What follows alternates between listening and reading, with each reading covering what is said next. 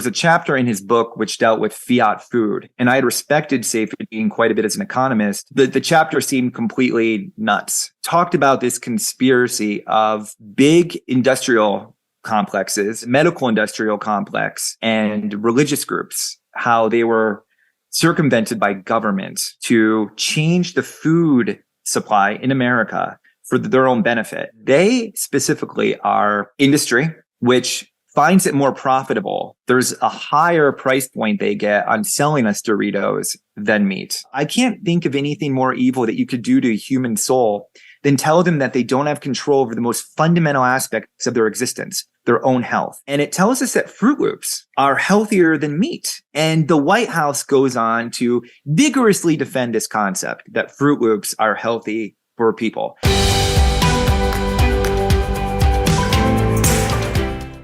Okay, good morning, everybody. It's my pleasure to bring to us Matthew Lysiak. Did I say that correctly? I think I did, hopefully. Correct. You nailed it. Good. I cheated. I watched Saifedean's podcast with you. I was like, how the hell do I pronounce this guy's name? But anyway, welcome. Matthew, where are you located right now?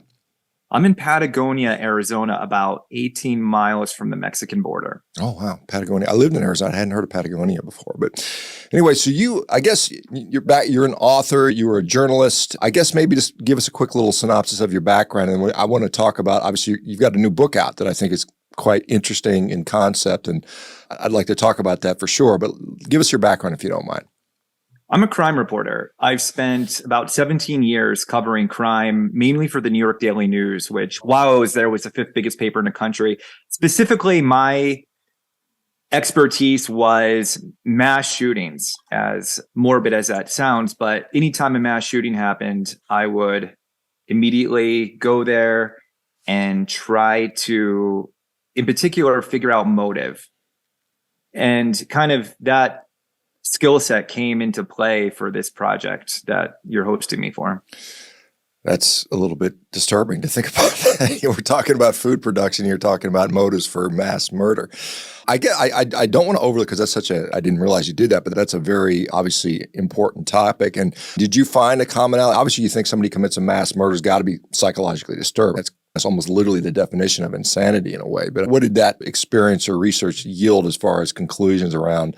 We've got all these horrible school shootings that we all are familiar with, but what did you discover in synopsis of that sort of work? I covered nearly every mass shooting over the past 15 years, and the common link I found was mental illness, severe mental illness. And these shooters, most of them, they weren't just eccentric or a little bit off, as the media often portrayed. They were completely gone. For instance, in Newtown, which I wrote a book on, the shooter couldn't touch doorknobs, suffered from extreme isolation years up to the shooting. And I found that to be a common theme within the mass shootings I covered. With this current topic, obviously it's much different. But what is similar to me is how we've been gaslit. In terms of mass shootings, the conversation got largely hijacked by guns. I'd write a book and you go on television, I'd go on Fox News or MSNBC or CNN, and you have 2.5 minutes to do a spot trying to explain mental illness. People's eyes glaze over. They want to talk about guns on both sides. So what I found, the commonality is just that there's a narrative set by the media. There's a narrative set culturally, and trying to get the truth out is an uphill climb. But with podcasts like yours and Saifedean's and others, Joe Rogan, we've been able to punch through that narrative. And I appreciate you having me on, Shawn. Oh, my pleasure. Yeah, I'm excited to talk about it. And it's a good segue because it's my opinion, and I think my opinion is in a way supportable, that a lot of the mental illness we see in this country, which is unequivocally increasing in frequency, relates to our nutrition. I think that's a part of that. And I'm just interested. It'd be interesting to see if we had with some of these mass shooters, did they have some sort of dietary, they were just eating a bunch of junk food? I don't know if anybody's done research on that, but I suspect that we see things like very low cholesterol being linked to violent crime and suicidality and things like that. So it's just a thought. But so let's talk about this new book. It's called, correct me if I'm wrong, it's called The Fat Foods. You wrote it, and I think Saifedean said he contributed a couple chapters to that. And I know I've known him for years. In fact, when I wrote my book, The Carnivore Diet, he wanted to write a book with me, and then he got not sucked in, but he went into the Bitcoin standard, and that's been his major focus over the last many years. But so what prompted you to write this new book? And correct me if I'm wrong on the title. Fiat food. Great. Yeah. Saifedean. I was a fat little kid growing up in the 90s. And at the time, for your younger audience, that was when the food pyramid came out in 1992. So there was nutritional guidelines in 1980. And those were pretty vague. The nutritional guidelines of 1980 told us not to eat red meat as much, to eat more grains, but it didn't specify amounts, to its credit. The food pyramid came out, and that emphasized saturated fats found in meats were bad for you and unhealthy, and told us to eat 6 to 11 servings of grains per day. So I grew up in a time where everybody was eating cornflakes with skim milk. And I was not having a lot of saturated fat. It was replaced by vegetable oils like Crisco and these other atrocities of science. I got sick. I had cancer as a teenager, and I intuitively realized that I'd done something wrong. And I remember being in a hospital bed and asking my doctors how I got sick. And I didn't just have a moderate amount of junk food. I ate a lot of junk food. I was obese. I had tons of vegetable oils. I was addicted to sugar. And I remember my doctor saying to me, we don't know. It might be genetic, but cancer is very tricky and we're not really sure. Intuitively, I realized that it just didn't make sense and I was doing something wrong. So the idea of health was always firmly in my mind. I was always thinking about what could have changed or what I could have been doing. But at the time, the mindset and the best authorities in the world were telling us that meat was bad, saturated fat was good, and sugar really wasn't that bad. Like sugar in moderation, whatever that means, because it's a loose definition, was very acceptable. Then when COVID happened, so I became a crime reporter and carried on with my life. COVID happened, it really changed me in the sense that at that point, as a crime reporter, I knew, and I've dealt with presidents and congressmen as in my time reporting, and I know politicians lie. That happens all the time. But COVID really jumped the shark for me. Here was a time where people that I had trusted, authorities that I had trusted, who I assumed were out for their best interest, but not vile people, were still interested in truth, were completely gaslighting us. And it seemed like they weren't even pretending to have the best interests of the American people at heart. That led me to Saifedean's book, The Fiat Standard. And there was a chapter in his book which dealt with fiat food. And I had respected Saifedean quite a bit as an economist. The chapter seemed completely nuts.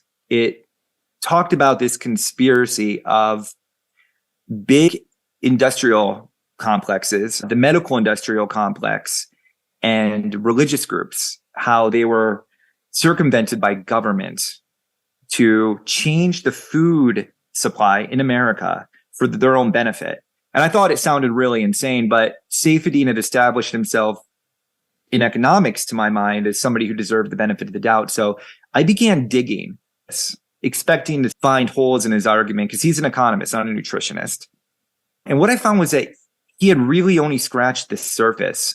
And the truth of what our authorities have done to the American diet, which I outline in Fiat Food, is the biggest gaslighting campaign with the most, and I would argue the most consequential in human history, to change the diet from one where people ate natural foods like meat, butter, cheese, eggs, to feeding us plastic, these industrial waste products like Crisco, and have us eating grain like peasants from the 1600s. I was completely blown away by what I found, which I outlined in my book. Let me just take a second. Maybe some people aren't familiar with the term fiat, and maybe you could just, because it's often used in monetary terms, but what does that mean in your mind? And maybe that we can figure out how that applies to our food and our food system. So fiat technically means by decree. So a government decree is fiat. In common parlance, we refer to fiat money as money that isn't attached to anything hard. So we used to have a gold standard in America, and we had paper currency, which represented gold. But then they got rid of the gold and they just have paper, fiat. So they can make money by decree. And in doing so, they perverted the incentive system into monetary policy and in food. Almost everything can get steered through fiat because it's such a powerful force that is able to effectively tilt a table up and steer everything in one direction through unlimited funding without opportunity cost. In terms of diet, there's a problem with fiat, of course, which is inflation. And one of the main jobs of government over the years has been to try to keep inflation at a reasonable level so that the people don't uprise. And I know this might sound a little out there to some of your audience members, but just in 2022 in Sri Lanka, when food prices went too high, people stormed the palace and the government had to leave. And there's been hundreds of food riots in the past few years, mainly in Europe. The government trying to obscure the rising price of food has been a main objective. And one of the ways they've done that is to get away from having us eat meat, eggs, butter, cheese, because these are products that you can't just print. Doritos, however, Cheetos, grains, corn, you can make unlimited supplies of these things. You could print them almost as easily as you can print fiat dollar bills. And in doing so, if you're only eating Doritos, you don't notice the rising prices of beef and meat. Yeah, I guess if we look at the value that is tied to something, fiat by decree, but whereas you're in a gold standing, we know that a $10 bill is worth X amount of gold. I guess the nutritional equivalent would be that the food we put in our mouth would be tied to some level of nutritional benefit. And the fiat food is basically minimal to no nutritional benefit, and in many cases, obviously harmful for us. It sounds like that maybe. Does that analogy make sense? Yeah, of course. It's a result of fiat. So when Nixon closed the gold window on August 15th, 1971, before that, you could redeem your dollars for gold.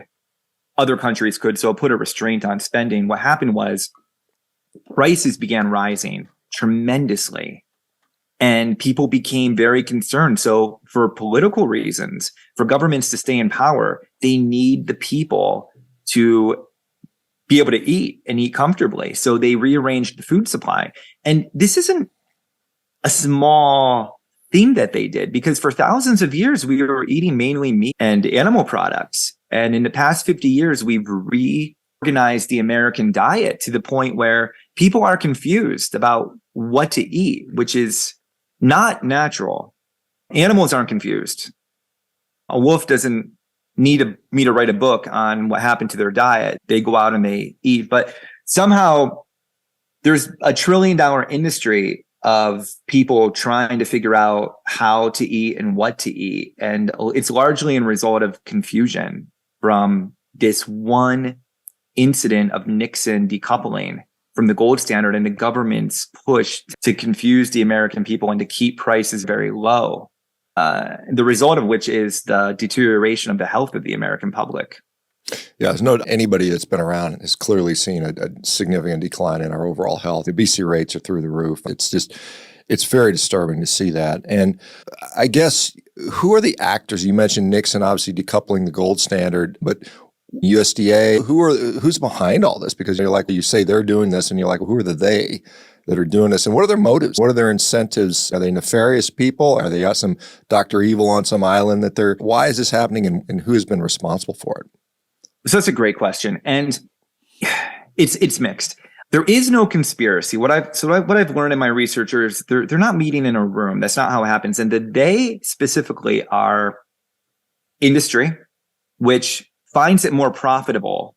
There's a higher price point they get on selling us Doritos than meat, because they can just keep printing as much as they need. They keep making as much of this of the industrial products that they need. So industry is a advocate of this, but one of the little discussed legs on this chair is religion.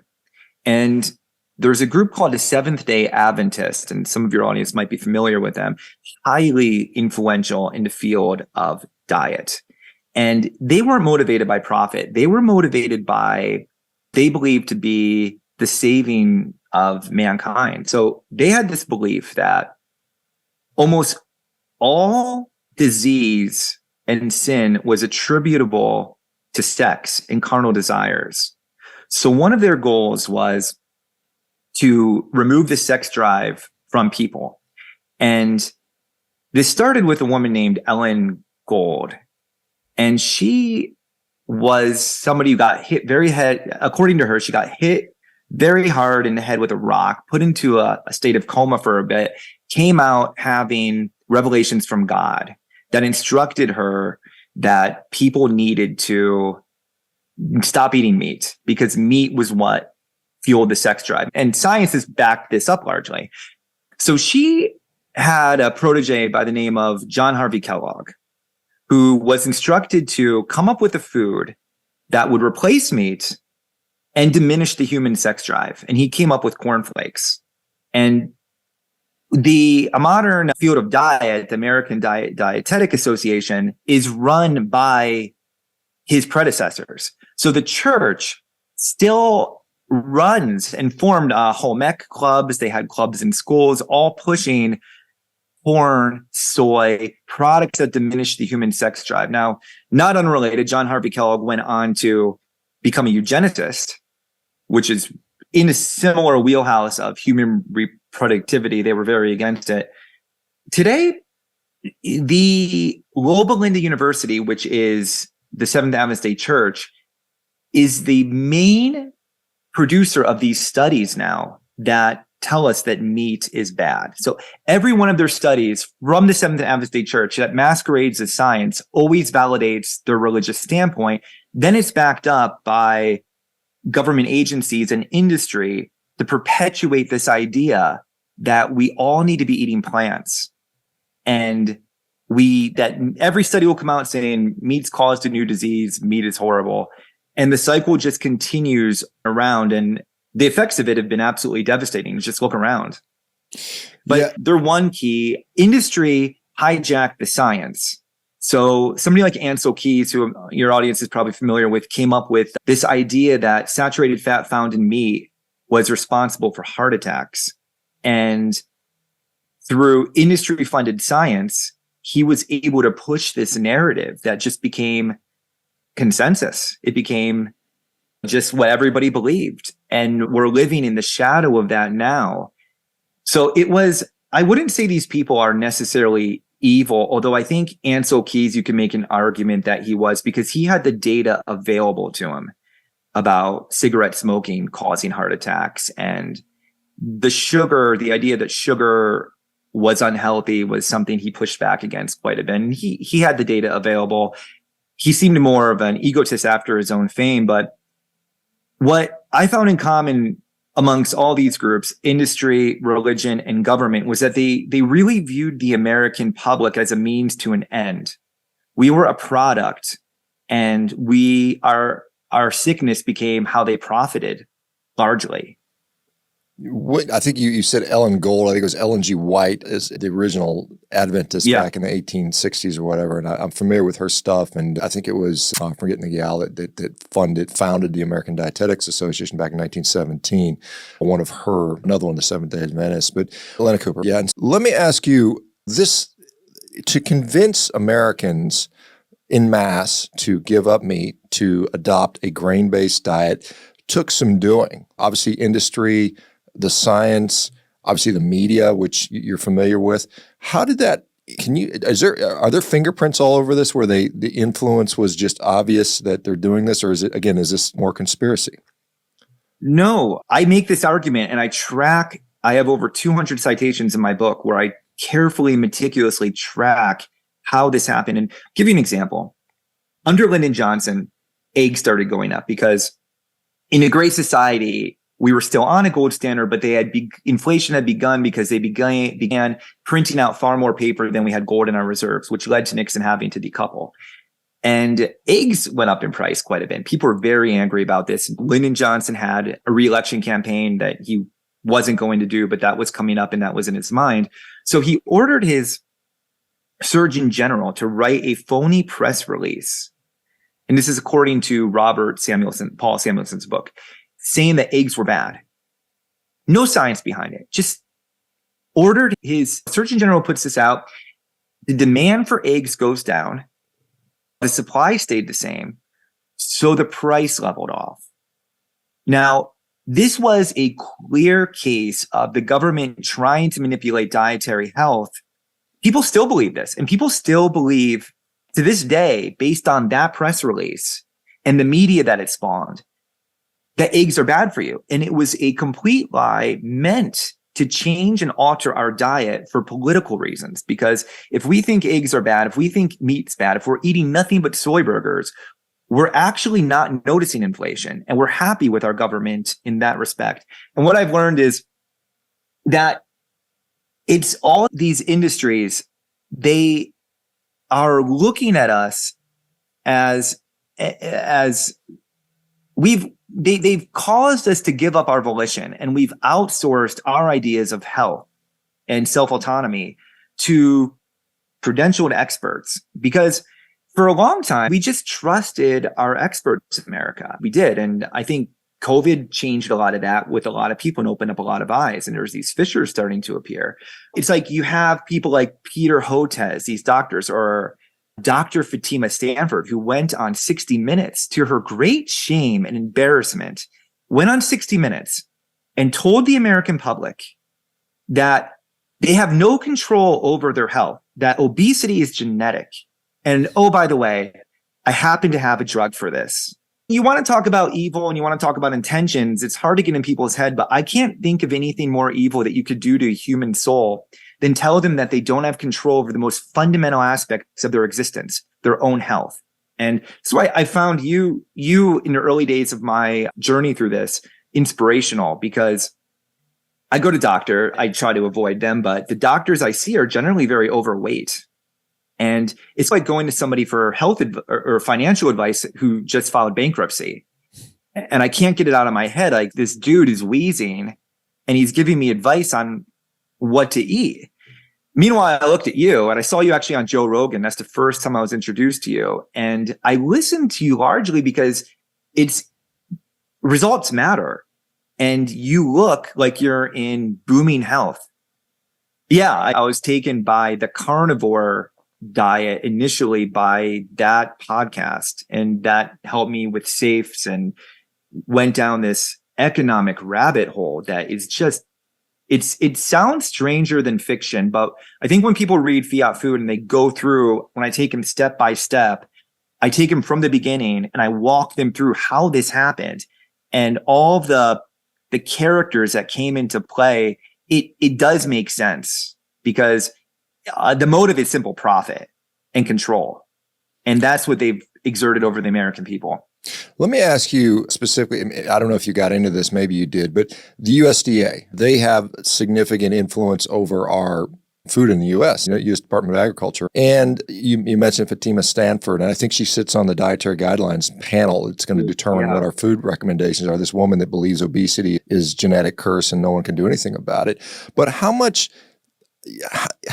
is the USDA compromised? Do they have this corporate capture like we see with the FDA, with CDC and all this stuff? What's going on with the USDA? Yes. It's all funded by the corporations that they're supposed to be mandating. So the Tufts Food Pyramid comes out January of 2023, this year. Coincidentally, right when Dr. Fatima is on 60 Minutes. Okay. So all of this happens at the same time. Tufts Food Pyramid comes out. And that is the leading nutritional guidance for our country right now. And it tells us that Fruit Loops are healthier than meat. And the White House goes on to vigorously defend this concept that Fruit Loops are healthy for people. And almond milk, especially chocolate almond milk, is better than milk.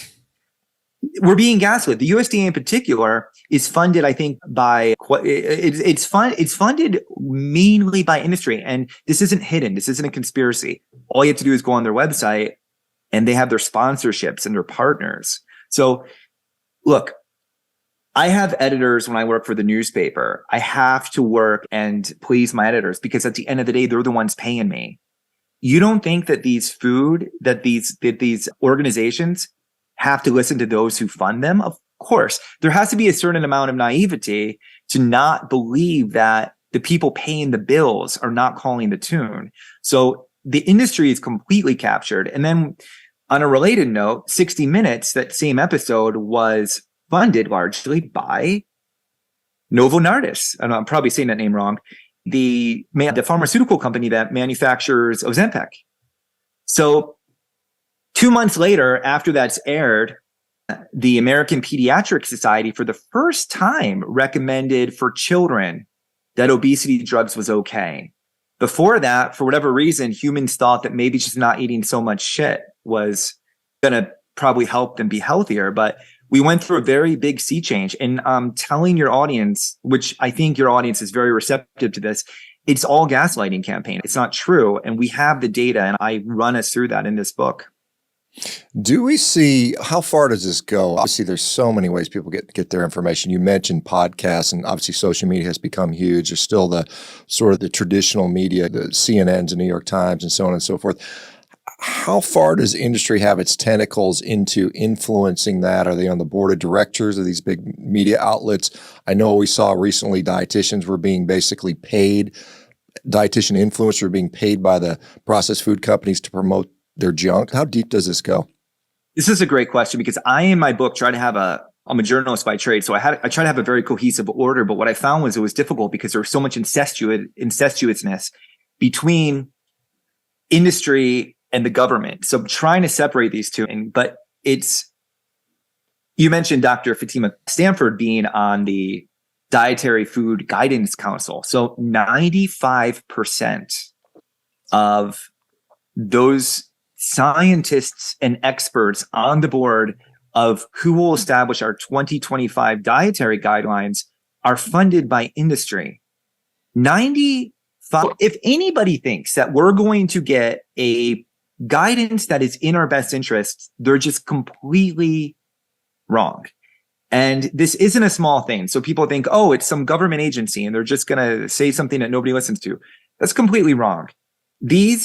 The guidance that comes out, the guidance that came out in 2020, these come out every 5 years, will be the law of the land for diet in schools, hospitals, prisons, for our army, which is obese.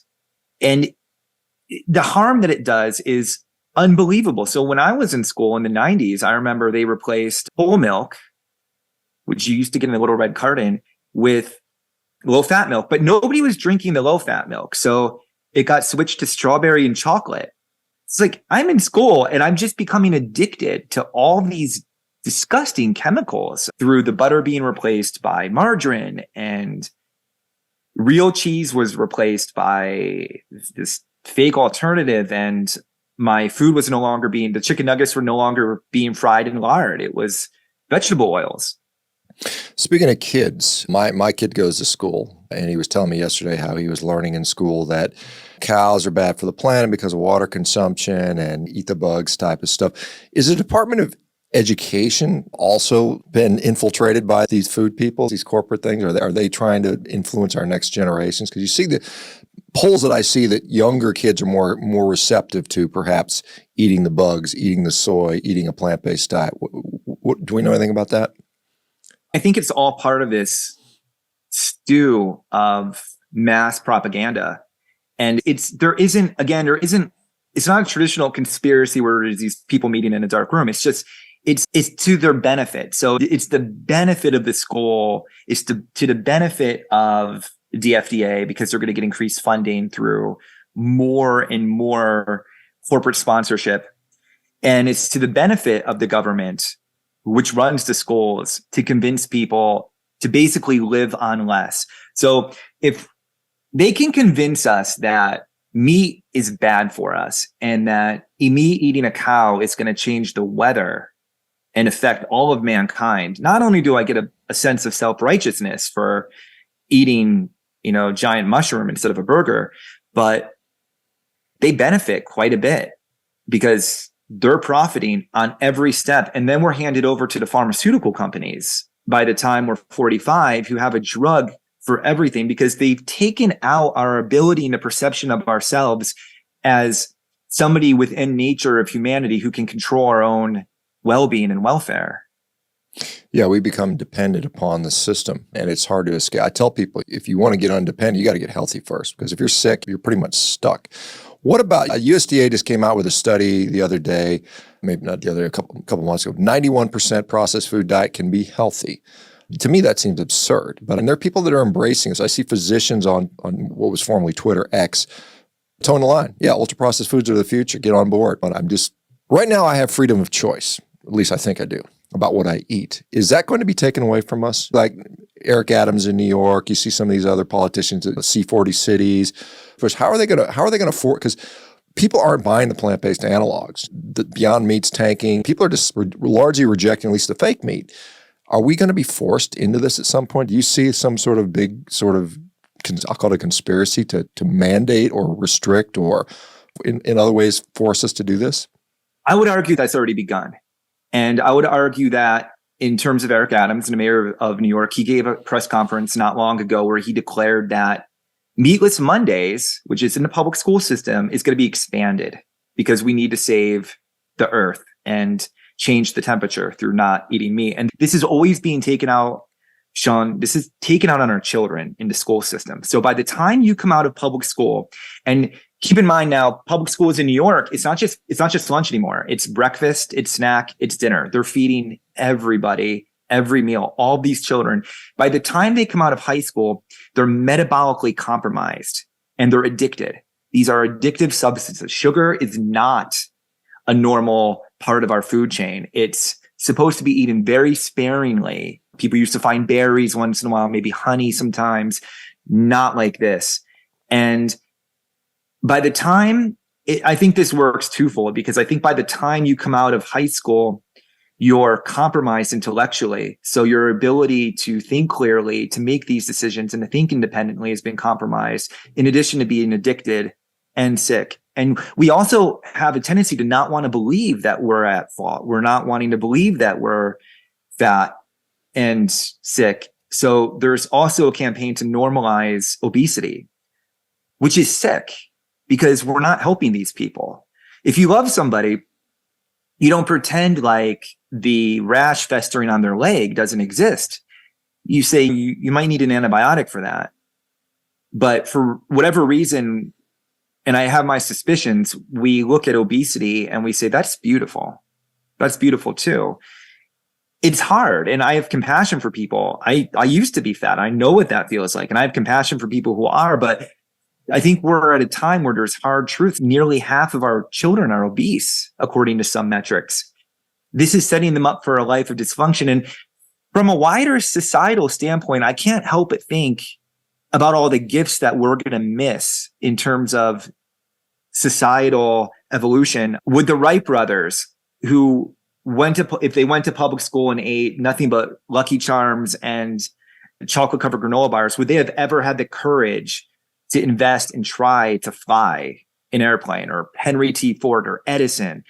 What kind of gifts are we missing from all of our youth just being sucked into these diets of sickness and disease? Yeah, there's this movie that came out 15 years ago. I think I can't remember who put it up, but it was WALL-E. It was a futuristic, and you got the people just sailing around in their mobile chairs. They're all obese, drinking some sludge, and all they do is stare at screens and consume stuff. And it's not that far-fetched to what we see today. And I do see this body positivity movement. And again, just like we have the dietitians that are being paid to promote this stuff, I think they so-called influencers are obese. I call them fatfluencers. Likewise, are also being, my understanding is being paid for this body positivity thing. Is that something you saw as well, or is that just something that I've just heard? Yeah, it's part of the normalization. It's all part of this gaslighting campaign to normalize disease and sickness. When we, out of love for our brothers and sisters, we should be looking out for everybody's health. And it's come to the point where when you and I would, like you mentioned meat and how I've been doing carnivore for mainly carnivore. I've had some slips. It's hard for about six months. And the unfortunate moments when people ask me about it and trying to explain to them how this isn't a fad. This is actually how we've been eating for most of the human race. Like the last 50 years have been a fad. The blurred vision that comes of just, they can't wrap their mind around it, but the lies are so deeply ingrained, and I notice this accelerating, and I don't quite understand why or how that's happening, but it seems like it's moving a lot quicker. So it's been slowly building over the last 50 years, but the past few years, having a doctor on 60 Minutes who's going to tell us, and that was part of a coordinated campaign, to tell us that obesity was genetic, that we don't have control over the fundamentals of our own health. We have no control. Once they can convince us of that, we're putty for anything, Shawn, like anything. And that's terrifying. Yeah. And you mentioned COVID being an eye opener for a lot of people, and physicians being told that you need to toe the party line or we're going to threaten your license. I thought, to me, that was just reprehensible. But are we going to see the same thing with obesity, that if as a physician and someone comes to me and a patient that's obese, I am supposed to say, that's normal, good for you, we're just going to support you and not try to make a difference? Because to my understanding, and I think this is pretty obvious, obesity is associated with Are we seeing that even within like we're seeing some of the stuff in medicine where we're being told to swallow and believe this stuff that is clearly not supported by actual science. There's the science trademark, but then there's actual what's real. How far do you think this is going to go? Yeah, I was talking to my daughter before the podcast, and she lives in LA right now, and she's doing Carnivore. And I was telling her about you and how I know from your narrative that you were, by all accounts, a very highly esteemed heart surgeon. Orthopedic surgeon. Orthopedics. Yeah. Orthopedic surgeon, sorry. And you were trying to tell people to maybe change their lifestyle, and you faced that blowback. And I think that if you could have, at the height of your profession, imagine what people coming into these younger doctors who didn't have the clout that you did at that point. I don't think they have any chance. So I think that it's already pervasive. I think we're already there. And I think that the setup, what's interesting is we're facing a real moment right now in America. And people talk about a civil war, and I don't like to think in those terms, but there is a divide. And the divide comes largely with people who are going to believe the credentialed experts, and they're going to just go along with what's being said. And then there's a break off of people like you, people like Safedine, Joe Rogan, and we don't always have the same beliefs. But what we do is, I think we're far more evidence-based. And I think that we're independently thinking, and you get red pilled from the Matrix. And I walk into a grocery store now and I look at the middle aisles and I don't recognize these things as food anymore. And that happened to me, and I can't unsee it. And I was like, I've seen this and I can't unsee it. And I feel a lot better. My mind's working with a lot more clarity, but it's a divide. And I think half the country is going to continue to escalate downward, and the other half is going to keep pushing this alternative, evidence-based science, which you find ironically now on Twitter with it's called bro science, which is like these people who are actually doing it. And then they're saying, which I consider to be redundant. I think it's just real science, because it's somebody saying, here's what I tried. This is what I looked like 6 months ago. Now look at me. Now look how I feel. That's science. The other end of the science are people with credentials saying that's not true. Here are my studies. I got these studies from Loma Linda University, which is funded by the Seventh Adventist Church. You go on their board, all their doctors are of the same religion, and then we perpetuate the same notions, and the government blows it up through the fiat money printer. So I think the divide is going to increase. It's going to be more people like you. More people are going to be drawn to people like you and Safedine and ShawnBaker and Joe Rogan and others, while the other half's going to continue to escalate downward. And I think one of our jobs is to just try to kindly educate as much as we can. Matthew, let me ask you this, because you can draw similar analogies with smoking. For some reason, smoking was bad for us. We were promoting the hell out of it. I think we peaked in 1954 at 45% of the population was smoking. And for some reason, the government, C. Everett Koop and U.S. Surgeon General, I remember at the time, said, hey, look, smoking's bad for you. And we made a concerted effort to rid the population of smoking. Now smoking rates are about 14%. Why do you think, because R.J. Reynolds and other these big tobacco companies were very influential. I'm sure they bought off politicians. This stuff goes back, I'm sure, as long as we've had politicians. But why can't we get away from this? Why can't we? Because it's becoming fairly clear to many people, most people in my mind, that this ultra-processed garbage is clearly causing damage to the population. Why do we have so much inertia or lack of ability to move on this? Is it just the capture has taken over so much more than it used to be, or is it just some different? Well, I would argue that there's a lot of inertia, but it's in the opposite direction. It's to keep us eating garbage. And that's because they've inflated and ruined our currency to such an extent that if our government were to be honest and tell us what the real data was on eating meat and health, there would be societal upheaval, because the need to keep feeding people junk is intrinsically tied with keeping people submissive and at bay, and to not do what they did in Sri Lanka when the price of food went up so high that they stormed the palace and the government had to flee. So when there's no incentive to have us eat meat, because a ribeye steak right now has it in any measure from 1970 in terms of actual nutrition. Okay, so food has gotten actually cheaper since 1970, but nutrition has gotten more expensive.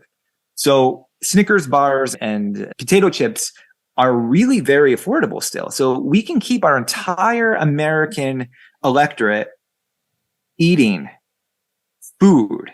But in terms of nutrition, eggs, meat, cheese, the foods that really help the human evolve and grow, it's become prohibitive. And if too many people see this, then we're voting all these people out of office. And we're going to change the entire system. And it's going to expose the fiat money printer, which is just constantly printing money and devaluing everybody's currency for what it is. And they're not going to, people don't want to relinquish power at the end of the day. And it's not, I don't know who believes what in that world. I think the church really believes that meat is bad, the Seventh Adventist Church. And I think that's from what I can tell, an honestly held belief, even though their science is not science, it's religious doctrine. But in terms of the government, I question whether they really believe that Lucky Charms is healthier than ground beef. I think these people are vile, and I think that people are starting to see it. I think when the White House comes out and starts defending Lucky Charms as safe and healthy for our children, which is the General Mills and Kellogg sponsors the USDA. They sponsored the tough food pyramid. They're the ones who are telling us this. So we should really look at these guidelines as PR campaigns, because that's what they are. They're well paid for. They're well coordinated.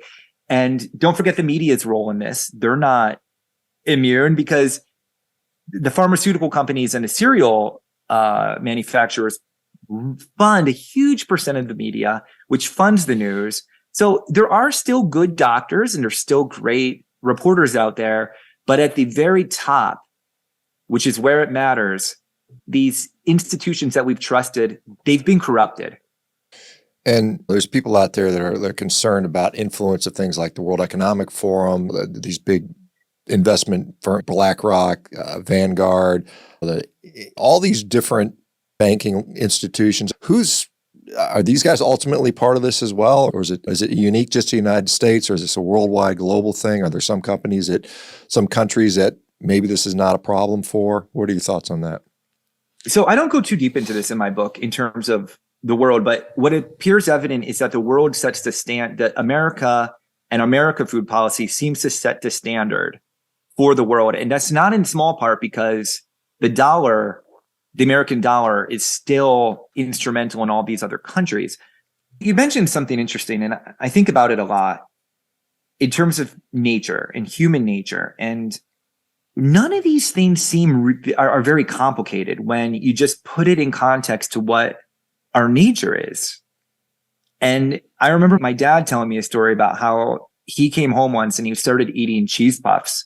And his grandfather smacked them out of his hand because he didn't recognize it as food. He looked at it like my dad was eating race cars or something.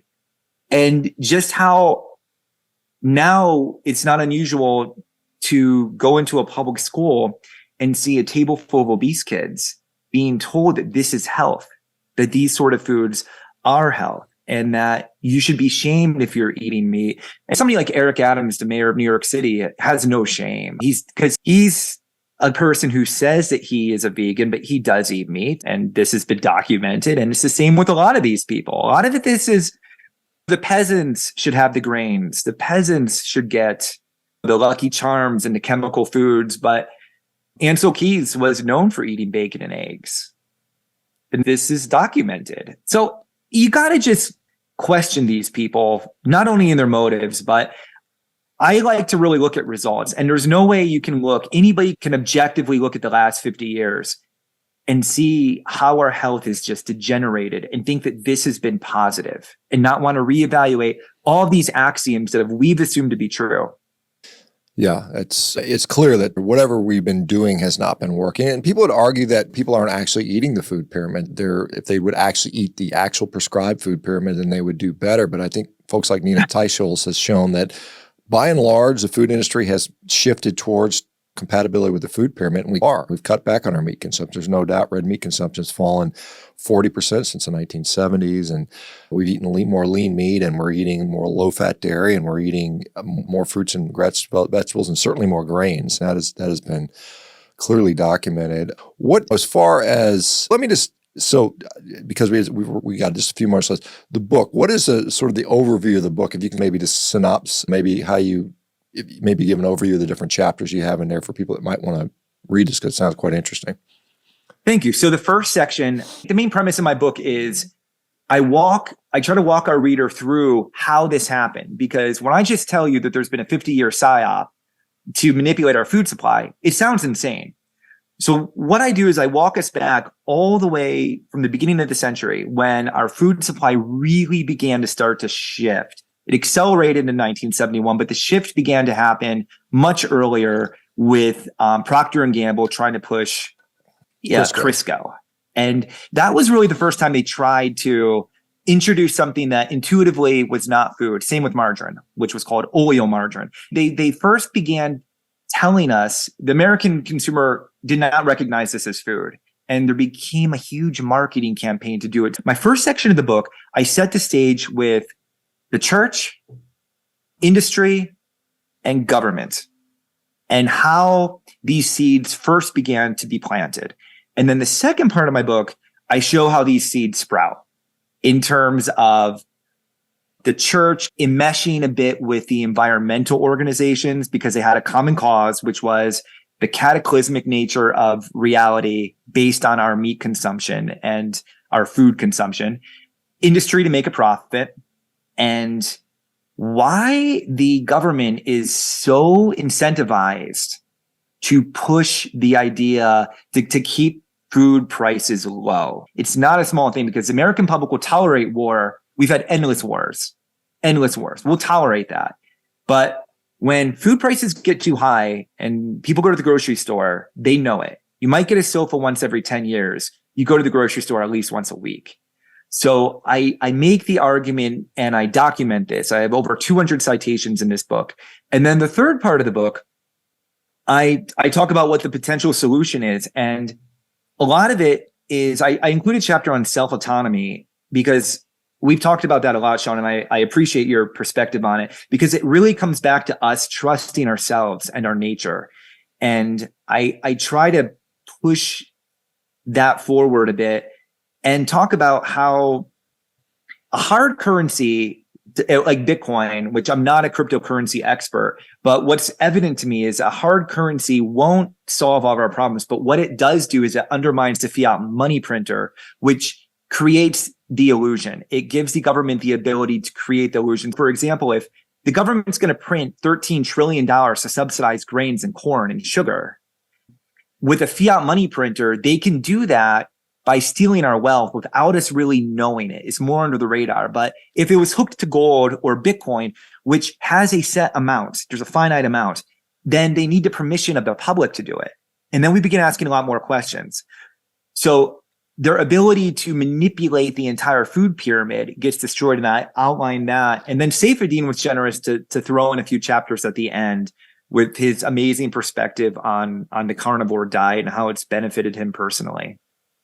Yeah, Saifedean's got a tremendous razor sharp wit. I've read some of his stuff, and he really does good stuff. It looks like an outstanding book. So let me ask you. So it's called Fiat Food. Is it available now, and where can people get it? And is it audio? Is it written? What are the various ways people can access this? So paperback, hardcover, available on saifedean.com and Amazon. And then the audiobooks come in. I'm lagging behind on it right now. I want to read it myself, and I'm just slow, but that should be out shortly. Unfortunately, I have to go do a meeting, but Matthew, it's been a pleasure meeting you and chatting with you, and congratulations on the book. And I hope it does extremely well. I think we're at a war. Honestly, I know you mentioned civil war, but we are in a fight for the future, our children's future, nutrition, sovereignty over our own health. And I think a lot of people are outsourcing that, and I think it's a wrong thing. So anyway, thanks for coming on. Appreciate it. Anything else before we go you want to share? I just want to thank you for being this voice, and you've inspired me. My daughter now follows you, and I'm glad that you're setting an example, not just in knowledge, but you can see it on you in your health. And I appreciate you, and thank you for having me on, Shawn. Well, appreciate it. Thank you. Okay, folks, everybody else, thank you very much. We'll be back tomorrow. Thanks, everybody. Bye-bye. Bye-bye, Matthew.